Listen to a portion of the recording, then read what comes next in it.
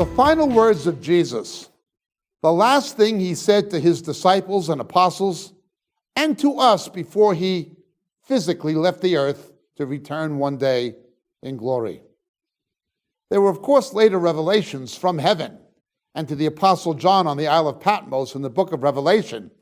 But the final thing the Lord Jesus said to us, to his church, and to his disciples of that time was what we read recorded in Acts chapter 1, verse 6, just when he ascended from the Mount of Olives into heaven. Quite a passage. One would expect logically that of all the things that the Lord Jesus said and taught and emphasized, the thing that would stand out in our mind the most would be the last thing he said to us before he left.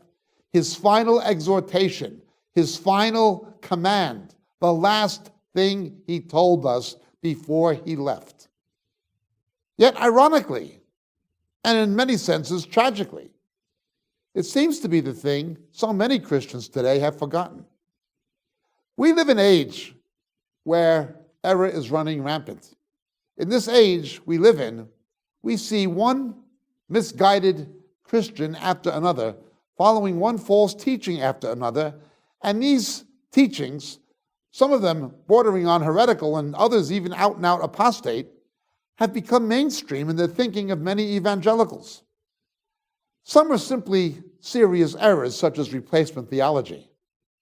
Others are perversions of the gospel, such as the word faith, name it and claim it, prosperity money gospels. Other things like Restorationism, dominion theology, Reconstructionism, these things have all gained momentum in recent years, although they've been around for centuries, and are continuing to go from strength to strength in certain quarters, with more and more Christians being caught up in these things. Not least of all are the fundamental errors found in the purpose-driven agenda propagated by Mr. Rick Warren, who completely distorts the text of Acts chapter 1, verse 6 out of all reasonable context, with a cut and paste kind of butchering that some imagine to be exegesis. So many of the errors today are errors which directly emanate from the fact that we are ignoring the last thing that Jesus told us.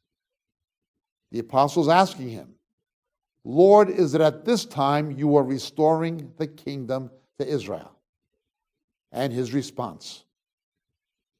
When we understand what they were asking him and why, and when we understand the full context of his response, it answers so many questions that so many Christians have today and automatically exposes so many of the popular trends among evangelical Christians in the Western world today for the erroneous beliefs they are.